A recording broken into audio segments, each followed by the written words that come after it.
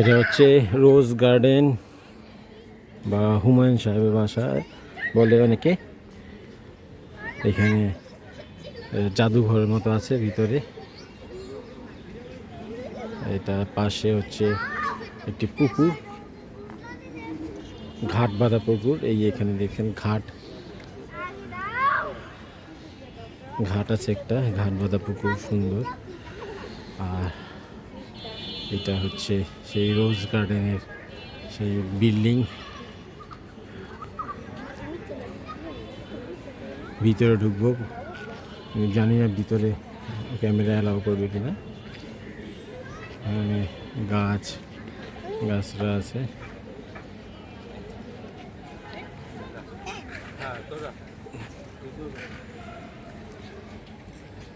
দুই দিকেই ঘাট বাঁধা, এই পারেও ঘাট ওই পারেও ঘাট আছে, দুই দিকেই ঘাট বাঁধা। তবে পুকুরটা তো বড় না, মোটামুটি ছোট। কিছু ভাস্কর্য আছে।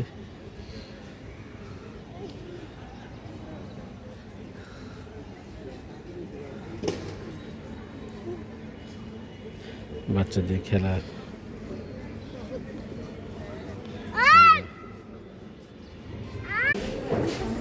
এইগুলা কাজ করা আছে।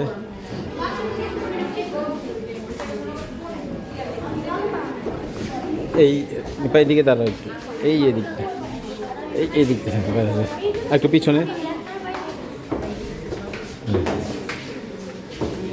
ঠিক আছে, দেখো এটা হচ্ছে প্রথম ঘর। একটা ডাইনিং টেবিলের মতো আছে, উপরে ঝাড় বাতি, ডাইনিং টেবিল।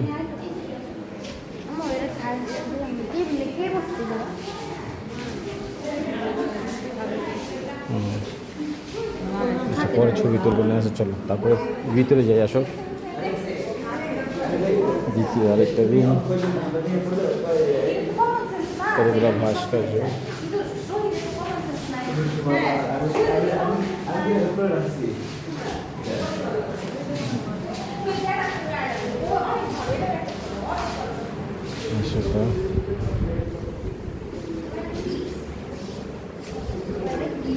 এটা কিসের দিয়ে? সোফা মানে এখানে হুমায়ুন সাহেবের সোফা, আগেকার দিনের হুমায়ুন সাহেবের ওনার সোফা। দেখেন কত বড় ছিল।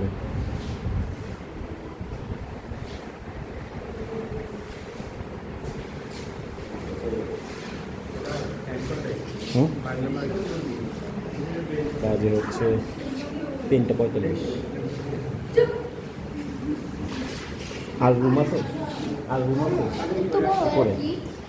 উপরে আর রুম আছে একটা। এটা একটা সোফা বসা, হ্যাঁ আগের দিনে বড় সোফা। হ্যাঁ, এটা হচ্ছে উপরে যাওয়া সিঁড়ি, একটু সরু সিঁড়ি। একটা ভাস্কর্য আছে দুটো, সরু সিঁড়ি।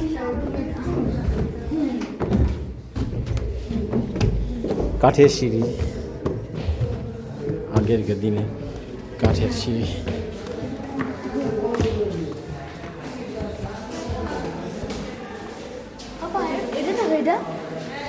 হ্যাঁ, উপরে যাওয়ার সিঁড়ি আছে,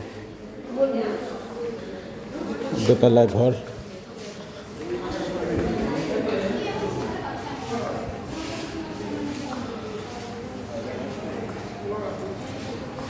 এটাও একটা ডাইনিং।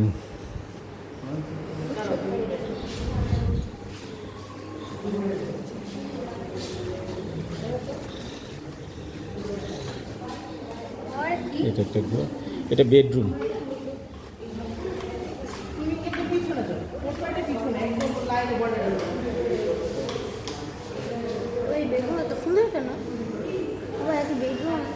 এটা দেখলে মনে হয় যে এখনকার দিনের যে বেডগুলো থাকে সেই রকম, কিন্তু এটাও অনেক আগের বেড। দেখে মনে হচ্ছে যে এখনকার দিনের বেড।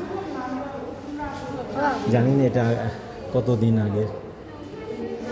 এটা একটা রুম।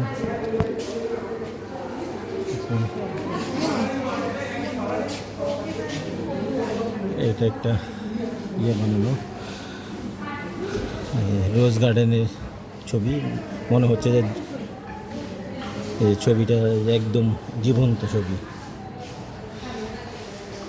এই সোফা, এটা বিশ্রাম নেওয়ার মতো এখনকার যেমন এইগুলো ডিজাইন করে সোফা বানায়, সেই রকম সোফা।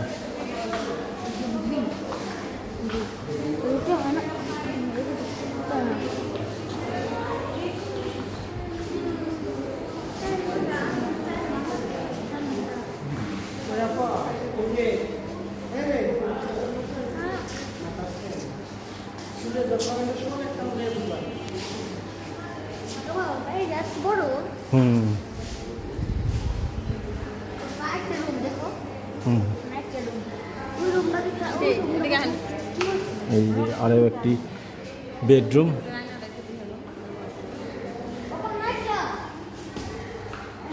এই হচ্ছে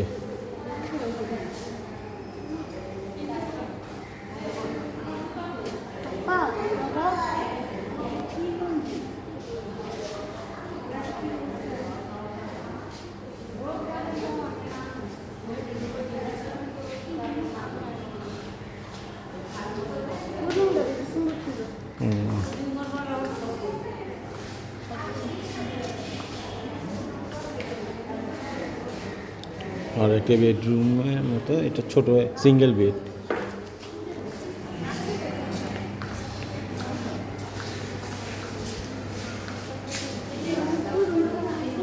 উপরে আর এই গজ্জতা।